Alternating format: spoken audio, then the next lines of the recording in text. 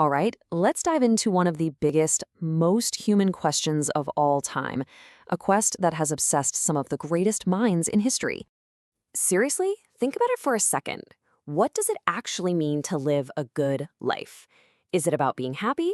Is it about being a good person? Finding some kind of inner peace? Well, you're not the first to ask. This question is the starting point for one of the most incredible journeys in the history of human thought. And like so many of these big philosophical questions, our story starts in ancient Greece. Because for the great thinkers there, this wasn't just some casual thought experiment. It was the central puzzle they had to solve. For guys like Socrates, Plato, and Aristotle, you couldn't even begin to answer the question without talking about the polis, the city-state. See, for them, a good life wasn't some private, personal thing. Nope, it was a public one. To be a good person, you had to be a good citizen. The two were totally intertwined. Okay, so if living a good life meant being a good citizen, what did virtue actually look like to them? This is where it gets really interesting, because they each had a slightly different take. So you've got this great lineage of thought. Socrates kicks things off by saying, virtue is all about knowledge. It's about knowing the right way to act in any given situation. Then his student, Plato, takes it up a notch. For him, it wasn't enough to know what's good in one situation. You had to understand the ultimate perfect form of good itself to create a perfect state. And then Plato's student, Aristotle, kind of brings it back down to earth.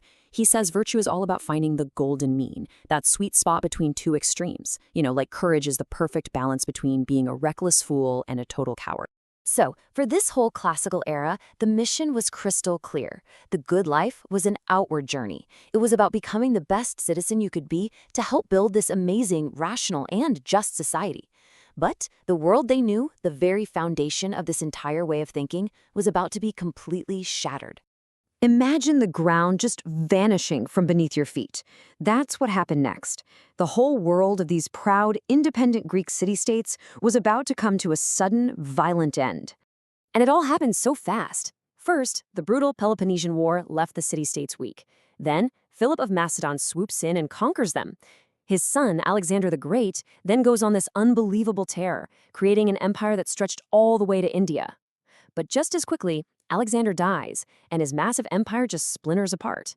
Suddenly, the world wasn't a collection of small, ordered cities anymore. It was a huge, chaotic, and totally unpredictable mess. So think about it. What happens to you, the individual, in a world like that? Yesterday, you were an important citizen, maybe even a voter, with a real say in how your city was run.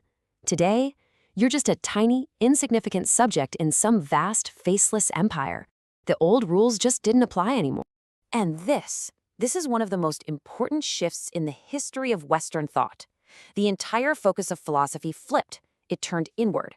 The big question was no longer, how do we build a good society? It became much more personal, much more urgent. How can I find some peace, some stability, in a world that feels completely out of control? An age of anxiety needs answers. And that's exactly what the new schools of philosophy tried to provide. You can almost think of them as different prescriptions, or maybe different survival kits, for navigating this scary new world. Let's start with the Epicureans. Their ultimate goal was a state called ataraxia. It's a fantastic word that basically means total tranquility, a mind and soul completely free from anxiety and fear. It was the perfect antidote for a chaotic time. And to get to this state of calm, Epicurus had this very practical guide he called the 4-part remedy. It's brilliant. First, he says, don't fear the gods, they're not meddling in our lives. Second, don't worry about death. Why? We'll get to that. Third, what's truly good in life, like friendship and simple pleasures, is actually easy to obtain. And fourth, the really bad stuff, like physical pain, is something we can endure. It was a step-by-step guide to clearing your mind of fear. And his argument about death is just a masterpiece of simple logic. He says, death is nothing to us. For when we exist, death is not yet present.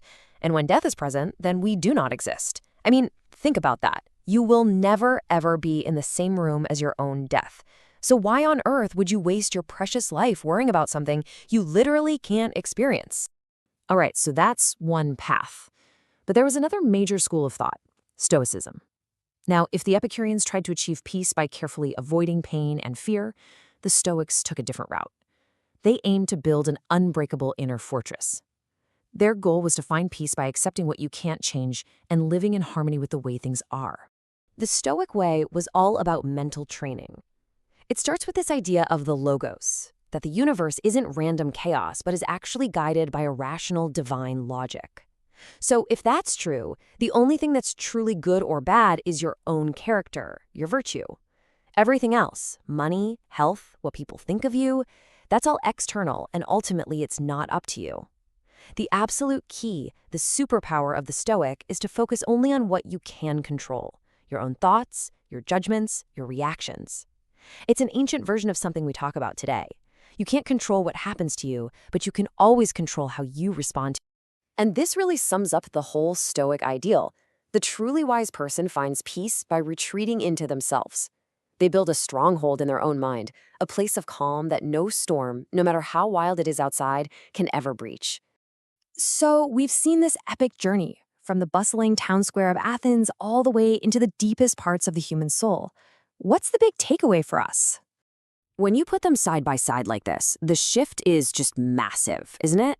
The classical guys were looking out. Their goal was a just society, and the focus was public and political. But then, after the world turned upside down, the Hellenistic thinkers looked in. Their goal became a tranquil soul, and their focus became private and personal. And that's the whole story in a nutshell. We went from a quest to build the perfect city to a desperate search for the unshakable self. The whole definition of a good life fundamentally changed, from fixing the world outside to building a fortress inside. And that, of course, brings the question right back to us. Right here, right now.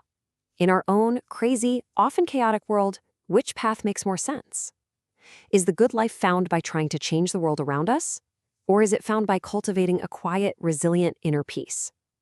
Maybe, just maybe, the real wisdom is figuring out how to do a little bit of both. If a question made you stop and think, take one more second. Philosophy doesn't give easy answers, it teaches you how to ask better questions. Like the video if you enjoy thinking. Follow Philosophy LM and keep searching together.